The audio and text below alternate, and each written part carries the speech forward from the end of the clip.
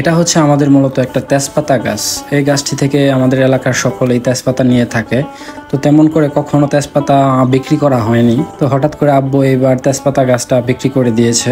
তো আমি দেখতেছিলাম লোকটি তেজপাতা পাড়তেছিল গাছ থেকে, তাই আমি চলে গেলাম ওনার একটা ভিডিও করার জন্য। তো আমি দেখতেছিলাম উনি গাছের মধ্যে উঠে দাঁড়িয়ে দাঁড়িয়ে তেজপাতাগুলো পাড়তেছিল একটা একটা করে, যাতে একটা পাতা না থাকে সেইভাবে পাড়তেছিল উনি। আসলে গাছ থেকে তেজপাতাগুলো পাড়া এতটাও সহজ নয়, কারণ তেজপাতা গাছের ডালগুলো অনেক শক্ত হয়ে থাকে। তাই লোকটি অনেক নিখুঁতভাবে পরিশ্রম করে যাচ্ছে তেজপাতাগুলো পাড়ার জন্য। এই হচ্ছে সেই তেজপাতাগুলো।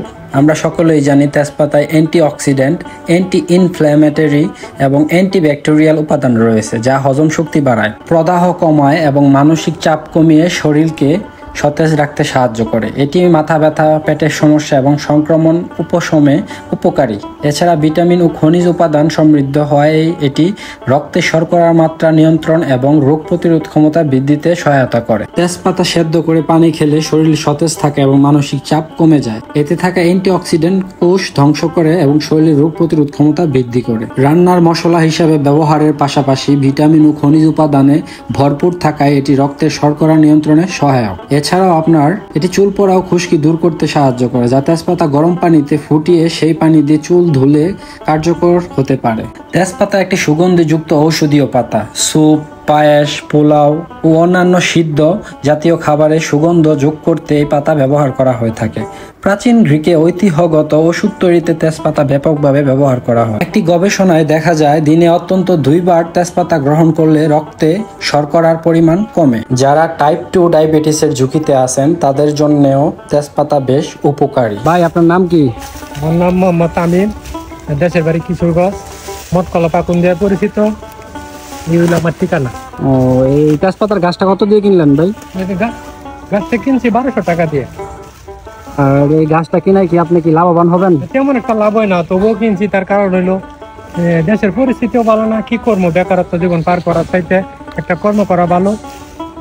আমি প্রায় 2-3 ঘন্টা যাবত দেখতেছি আপনাকে গাছে উঠলেন, তারপরে আবার পারলেন, এখন আবার বস্তাতে ভরতেছেন। এত পরিশ্রম করার পরে কি লাভ হয় না? কিছু লাভ হয়, এটা হইলো আলহামদুলিল্লাহ। তেজপাতা মূলত ক্যান্সারের বিরুদ্ধেও কাজ করে থাকে। কিছু গবেষণায় দেখা যায় তেজপাতা ক্যান্সারের কোষ ধ্বংস করে। এতে ফাইটোনিউট্রিয়েন্টস ও ক্যাটচিন উপাদান থাকা এটি ক্যান্সারের কোষকে নিয়ন্ত্রণ করতে পারে।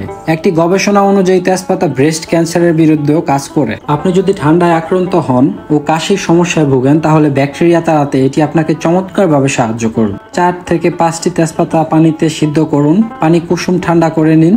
একটি পরিষ্কার কাপড় পানিতে ভিজিয়ে বুক মুছুন। কয়েকবার এটি করুন, আর খেয়াল রাখবেন পানি যেন খুব বেশি গরম না হয়। তেজপাতা প্রদাহের বিরুদ্ধে কাজ করে। এটি যে কোনো ধরনের মাথা ব্যথা, জয়েন্টের ব্যথা, এমনকি বাতের ব্যথা উপশমে কার্যকরী। তেজপাতা ও রেডির পাতার পেস্ট আক্রান্ত স্থানে 20 মিনিট লাগিয়ে রাখলেই ব্যথা কমে যাবে। এছাড়া পাতার তেল কপালে ম্যাসেজ করলে মাথা ব্যথা থাকবে না। তেজপাতার আরো অনেক ধরনের গুণাবলী রয়েছে, যা আমি হয়তো বলে শেষ করতে পারবো না। শুভ ভাইয়ের পেজটাকে ফলো করবেন।